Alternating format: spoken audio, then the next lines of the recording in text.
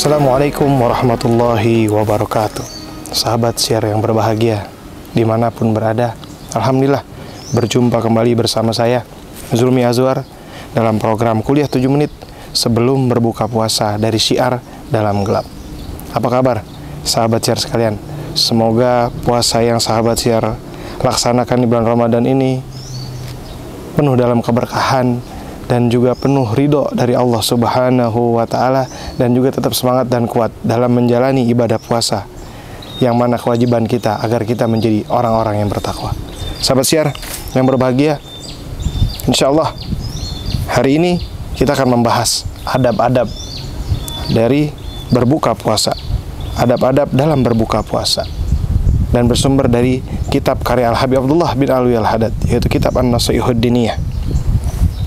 Di sini tertulis, orang yang puasa mempunyai adab-adab yang puasanya tidak menjadi sempurna kecuali dengan adanya adab-adab itu. Yang terpenting adalah menjaga lisannya dari dusta dan ghibah, serta membicarakan sesuatu yang tidak perlu baginya. Ia jaga kedua mata dan telinganya dari mendengarkan dan memandang kepada sesuatu yang tidak halal baginya, serta sesuatu yang dianggap berlebihan. Begitu pula ia menjaga dirinya dari memakan makanan haram dan syubhat, khususnya ketika berbuka puasa. Masya Allah. Di sini Habib Abdullah bin Alwi Al-Haddad menasihati kita bahwa kita harus hati-hati dalam berbuka puasa. Makanan apa yang kita makan, apakah syubhat, apakah haram, maka itu dapat mengotori kita dalam ibadah kepada Allah di bulan suci Ramadan. Sahabat siar, seorang salaf berkata, apabila engkau puasa, lihatlah makanan apa yang kau makan ketika berbuka dan di tempat siapa engkau berbuka. Ada suatu kisah sahabat siar sekalian. Saat itu ada seorang ulama yang soleh, lurus, mustaqim. Suatu ketika sahabat ulama tersebut datang ke rumah beliau. Ketika datang ke rumahnya, disambut oleh anaknya, seorang ulama tersebut. Lalu anak itu bersikap sangat aneh, bersikap tidak baik dan tidak sopan, tidak seperti ayahandanya. Maka ketika tamu tersebut disambut, terheran-heran, ini anaknya siapa? Kok tidak seperti ayahnya? Seperti itu sahabat siar sekalian. Lalu ketika masuk dan bertemu ayahnya, mengucapkan salam. Lalu ditanya kepada ayahnya, wahai fulan, wahai ulama, wahai alim, ini anak engkau atau bukan? Ini betul anak engkau atau bukan? Kok beda sama engkau? Engkau orangnya lurus, mustaqim, ajib orangnya, baik, lurus. Kok anak kamu kurang sopan begini? Lalu apa kata ulama tersebut? Kata ulama tersebut, engkau jangan heran. Dahulu saya punya kisah.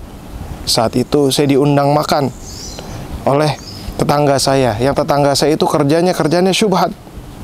Ketika itu saya diundang makan, dan ketika habis makan saya pulang ke rumah, lalu saya bercampur dengan istri saya. Lalu jadilah anak ini, katanya. Ya Allah, naudzubillah, summa naudzubillah. Maka itu sahabat siar sekalian, itu dampak dari makanan syubhat dan haram.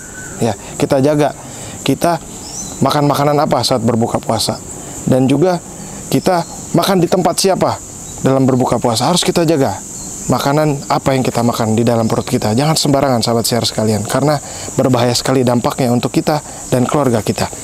Juga ketika orang yang berbuka puasa harus menjaga semua anggota tubuhnya dari melakukan dosa-dosa. Sahabat siar sekalian, seorang arif berkata, apabila perut menjadi kenyang, maka semua anggota tubuh menjadi lapar. Dan apabila perut menjadi lapar, maka semua anggota tubuh menjadi kenyang. Masya Allah. Ada adabnya dalam berbuka puasa, yaitu kita tidak boleh berlebihan dalam makan-makan. Dan juga minum juga berlebihan. Gak boleh sampai kembung, sampai perut kita penuh, tidak boleh. Ya sahabat siar sekalian, adabnya makan secukupnya.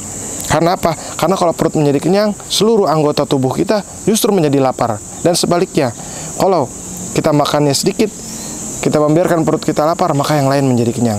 Penjelasannya seperti apa? Contoh sahabat siar, apabila perut kita tahan lapar, maka tangan kita, maka mata kita, indera penciuman kita, semuanya menjadi kenyang. Tapi sebaliknya, apabila kita membiarkan perut kita terlalu kenyang, maka yang lain pun akan menjadi lapar. Mata kita lapar, jelalatan, mencari sesuatu yang bisa dilihat dan memuaskan hawa nafsu kita. Pendengaran kita juga demikian, ingin mendengarkan hal-hal yang buruk. Mulut kita tidak bisa diam, semuanya menjadi lapar.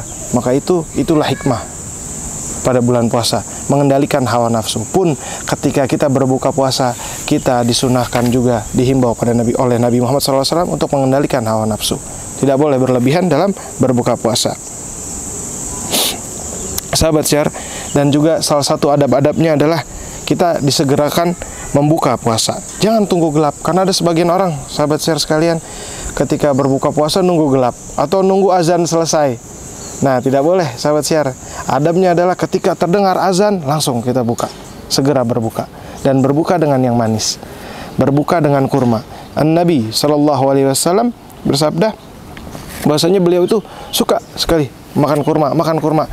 Dalam riwayat itu kurmanya kurma ruhtab, kurma yang muda. Nah, apabila tidak ada, boleh kurma-kurma yang lain. Jadi sunahnya demikian. Sebagaimana kalau sahur, nanti kita bahas sahur ya. Tapi sedikit kita singgung, sebagaimana sahur juga kita harus mengakhirkan sahur. Sahur boleh nggak sehabis isya? Boleh. Sebelum tidur sehabis isya boleh. Tengah malam boleh. Tapi lebih afdolnya mendekati fajar. Seperti itu, sahabat sekalian. Juga kita dianjurkan dengan sangat memberi makan orang-orang yang puasa, walaupun hanya beberapa butir kurma atau seteguk air.